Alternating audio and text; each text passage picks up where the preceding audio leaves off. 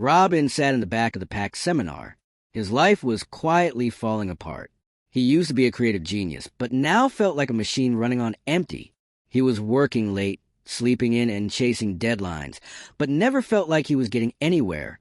That day, the speaker, an old guy known as a Spellbinder, gave a talk that hit Robin hard. You can be a leader, the Spellbinder said, but only if you own your mornings. When the seminar ended, the old man collapsed and the room went silent. But Robin was changed. The words stuck with him. Was his problem just bad habits? Could success really come down to how he started his day? Robin started thinking how to become great one morning at a time. Robin couldn't get the Spellbinder's message out of his head. On the plane home, he kept replaying the speech, wondering how he'd let his ambition turn into a boring routine. The Spellbinder talked about famous people, scientists, business owners, athletes, who all had one thing in common. They woke up before sunrise. He said getting up early gave them the quiet time they needed to think and work deeply. Robin hadn't seen a sunrise in years, so the idea seemed nuts, but he was ready for a big change. After the seminar, a stranger gave him a note inviting him to a private event. Robin decided to go, feeling like it could be a turning point, meeting a stranger. The next morning, Robin showed up at a fancy beach house for the secret meeting. He met a successful artist dealing with her own burnout and a strange guy in old clothes who called himself the Billionaire. He looked homeless, but he was confident and wise. The man said he'd been mentored by the Spellbinder and had become rich by following the same ideas Robin had just heard. If you want to control your day, you have to control your morning first, he told them. Then he made an offer. Join him for a 66-day thing, starting tomorrow at 5 a.m. Robin wasn't sure. Could he give up his comfy late nights? But the man's calm made him want to try. He agreed, ditching what's normal. The next morning was rough. Robin's eyes burned as he dragged himself out of bed at 4:50 a.m. The Billionaire picked him up in an old Rolls Royce and took him to a private jet. They were going to Mauritius. On the flight, Robin learned the first rule of the 5 a.m. club. Settling for okay is a choice. Anyone can be great if they want more from life. Most people, the Billionaire said, live the same day over and over and call it a life.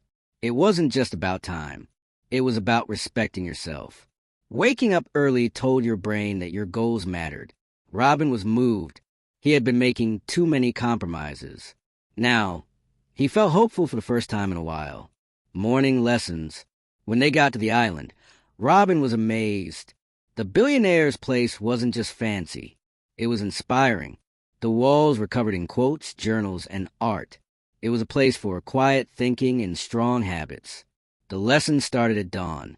Robin had a hard time at first, but each sunrise felt more special. The Billionaire said that your brain works best early in the morning. That's when it's easiest to form habits. Clear your head and be smart. Robin realized that success wasn't about being intense. It was about doing things consistently. Every morning became a personal victory. Getting more done. One morning, Robin watched the sunrise in peace. For the first time in years, he felt calm. The Billionaire told him about the victory hour, a routine that would change his life. From 5 to 6 a.m., Robin would split his time into 3 parts. The first 20 minutes were for exercise to wake up his brain. The next 20 were for journaling, meditating, or praying. The last 20 minutes were for learning and expanding his mind. If you win the morning, you win the day, the Billionaire said. Robin started to see changes. Better focus, deeper thinking, and a happiness he hadn't felt in a long time. It wasn't easy, but it was working. The 3-step deal for success. So, Robin was a changed person. Those early mornings, still tough, but they started feeling special. Like he was getting some one-on-one time with his best self.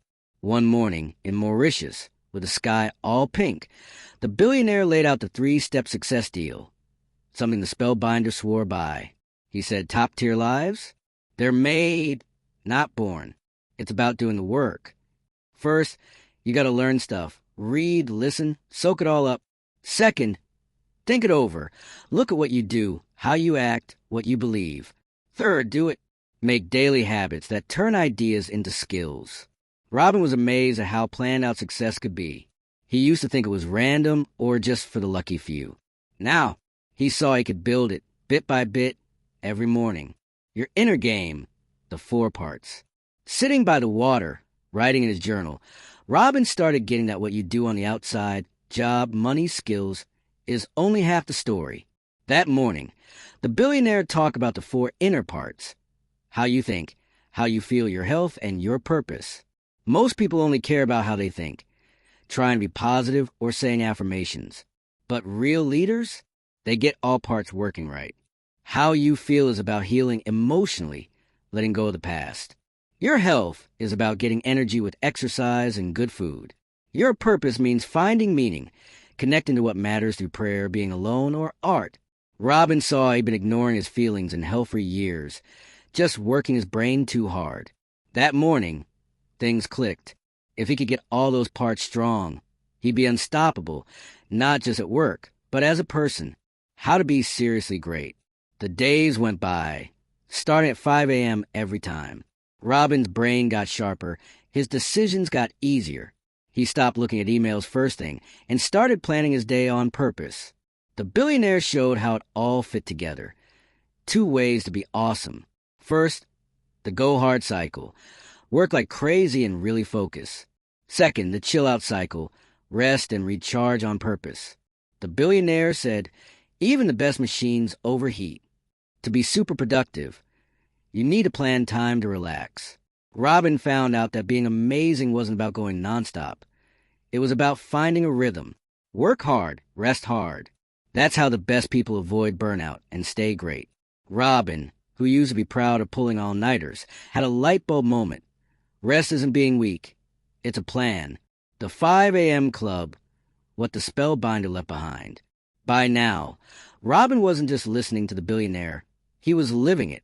But the real high point came when they went to the Spellbinder's private office. There, among letters and papers, Robin found a note that said, "The second you want to quit is the second you got to keep going." That hit him hard. Every day he woke up early, even when he was tired. He was building strength, a kind you can't get at the gym. The point of the Spellbinder's way wasn't just about mornings. It was about guarding your own potential. As Robin read the Spellbinder's notes, he saw himself, a guy who used to drift, now standing strong. He wasn't all the way changed, but he'd started, and that was everything. The 20-20-20 formula. It was a chill morning. Robin chilled on the beach, the sun turning the waves gold. The billionaire said he had a way to own the early hours, and today was the day he'd tell all. It was called the 20-20-20 thing. Basically, he said to spend the first 20 minutes moving, sweating to drop cortisol, and get those good dopamine feels.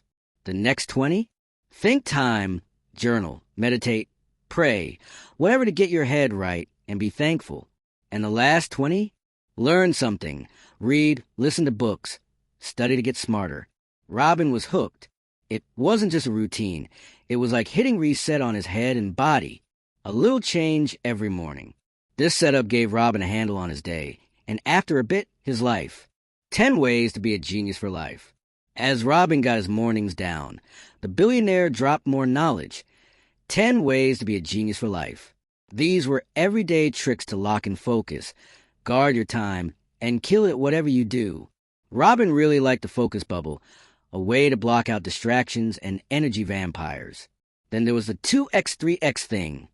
Pushing for 2 massages a week, 3 hours of deep thinking, and rituals for your head and body. He also picked up the 90-91 rule. Spend the first 90 minutes of work on one important thing for 90 days. Robin saw it. Being great wasn't about wanting it. It was about doing it. These tricks didn't just make him more productive. They changed how he looked at time and what he paid attention to. Every trick built on another, making him more disciplined and focused. The 2 cycles of doing great. One afternoon, the billionaire went into something most people miss. The 2 cycles of doing great. Robin, like a lot of people, thought pushing hard was the only way, but now saw that burning out was a thing. The billionaire said that to kill it, you need to switch between hard work and real rest. People at the top, athletes, CEOs, take planned breaks, cut off from tech, and chill on weekends. Robin saw in his own life. He had burned out because he never stopped. So he made rules for downtime, walks in the evening, quiet dinners, and no phones on Sundays. Rest wasn't a treat anymore. It was fuel. The 5 a.m. club finds a way to make habits stick. In the garden, the artist brought up what they were both thinking. How do we make this stuff stick? The billionaire smiled and told them about the habit thing. Using how people change, this broke making habits into 3 parts over 66 days. Destroy, build, and keep. Robin learned the first part would be hard. His brain would fight it. The second was messy, full of not great feelings. But the last part, the reward, was where change happens. Understanding how the brain fights change and pushing through any habit could stick. Robin got it. Just wanting it was enough. You needed a plan. This became his way to make changes that last. What the billionaire left behind. Their time in Mauritius was ending. Robin felt better in his head, in his feels, everywhere. But on their last morning walk, he understood what this was all about. The billionaire told his own story. How he'd been a burned-out guy chasing praise until a heart attack made him stop. That's when he came up with the 5 a.m. club. This isn't about waking up early, he said. It's about waking up to your life. Robin stopped, thinking about those words. This club, this way of life, was about taking control of your head, body, and time. He wasn't just changing his routine. He was changing who he was. The 5 science-backed truths for personal mastery. Just as the sun peaked over the horizon, the 3 of them met up near a waterfall tucked away in the hills of Mauritius. The billionaire, cool and collected as always, started laying out the 5 science-backed truths for personal mastery. Robin listened carefully, soaking it all in. First off, he found out that our brains can change at any age. Basically, you can rewire your brain through practice and focus. Second, getting out of your comfort zone is key to leveling up. The billionaire stressed that taking on challenges is how you grow. Third, willpower isn't endless, but you can train it like a muscle by staying disciplined. Fourth, getting super focused on stuff that matters can lead to awesome results. Lastly, Robin learned that mental toughness, being able to push through tough times to reach big goals, is super important. With each secret, Robin felt like his old self, all worried and distracted, was fading away. He was turning into a real student of self-improvement. Your inner game. That night, as the island breeze rustled through the trees, the artist asked something Robin had been thinking too. Isn't mindset everything? The billionaire nodded but gently corrected him. Mindset is just a piece of the puzzle. Then he introduced them to the 4 parts of your inner game: mindset, heart set, health set, and soul set. Robin was blown away by how smart this was. He'd always thought success was all in his head, but now he had a well-rounded plan for becoming awesome. Mindset is all about your thoughts, beliefs, and staying positive. Heart set is about feeling good, healing old wounds and ditching negativity. Health set is about being physically strong, fueling your body with exercise, sleep, and good food. Soul set was maybe the deepest one. Connected with your purpose, finding peace, and getting in touch with your true self.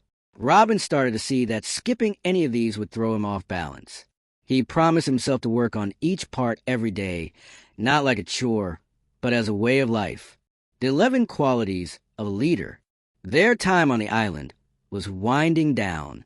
One morning, while they were sitting by the sea, the billionaire pulled out a handwritten list. He called it the 11 qualities of a leader. These were timeless traits that define people who lift others up. Each letter stood for a virtue: L for love, E for being excellent, A for being real, and so on. Robin was deeply moved. The last few qualities, commitment and taking charge, really hit home. He thought about how he used to just react to things, waiting for life to happen to him. Now he realized that leadership wasn't a job title, but a choice you make every day. Choosing to take charge instead of blaming others, putting others first, and striving for excellence instead of settling for average. Robin understood that becoming a legend wasn't about being famous, but about living with honesty. That's the kind of legacy the billionaire wanted to leave behind. Getting the most out of your morning. Back at the villa, the billionaire gave Robin and the artist one last tool: a rundown on getting the most out of your morning. He stressed that this 1 hour, from 5 to 6 a.m. could change their lives. Robin now saw it not just as a habit, but as something sacred, a promise to put himself first so he could give more to the world. The Billionaire's farewell present. On their final day, the three of them met by the ocean at dawn. Robin felt different, not just more disciplined, but like a new person. The Billionaire gave him one last present, a handwritten message called the 5 a.m. Club Creed. It was a statement of purpose and personal power. Robin read it out loud, and the words sparked something inside him. I am not a victim. I am a force of nature. The Billionaire shared one last piece of advice. Live like every hour is your last, and every sunrise is a chance to start over. Robin hugged him, not just because he was thankful, but because he respected him so much. This man had not only taught him how to wake up early, but how to truly live his life. As the plane left Mauritius, Robin looked out the window with a clear mind. He wasn't searching for meaning anymore. He was living it. Integration over information. Back in his hometown, Robin walked the same streets where he'd felt lost just months before. Now, every step had a reason. Things on the outside weren't that different, but inside, he was a new person. He kept thinking about what the Billionaire in Mauritius said. Don't just collect ideas. Put truth into action. Basically, knowing stuff is useless if you don't do anything with it.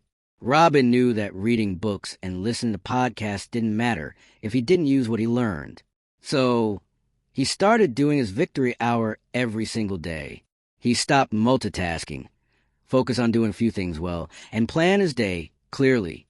Doing things was the key to change, not just learning about them. Slowly, his work got better.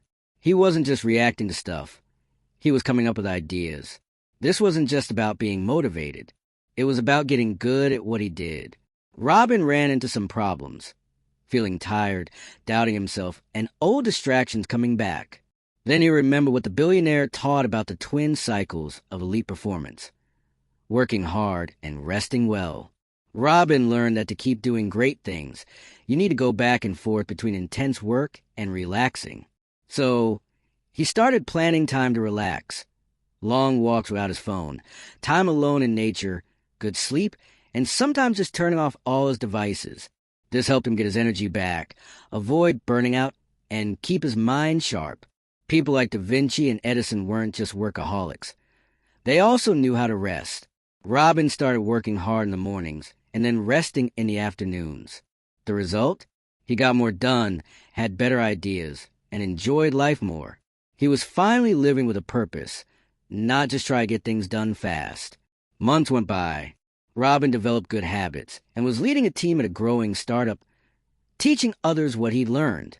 One night, while writing in his journal, he got a package. Inside was a leather book called The 5 a.m. Club Living Legacy. It was from the Billionaire. The message said, share this way of life.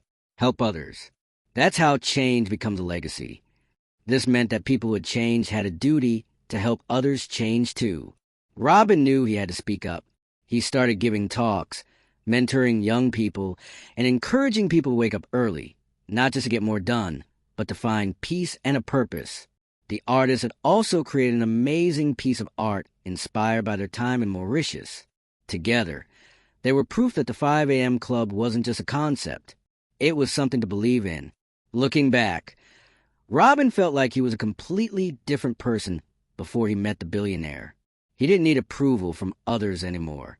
He wasn't scared of failing. He was in charge of his own time, his focus, and his life. The last part of the book sort of sums up the whole idea.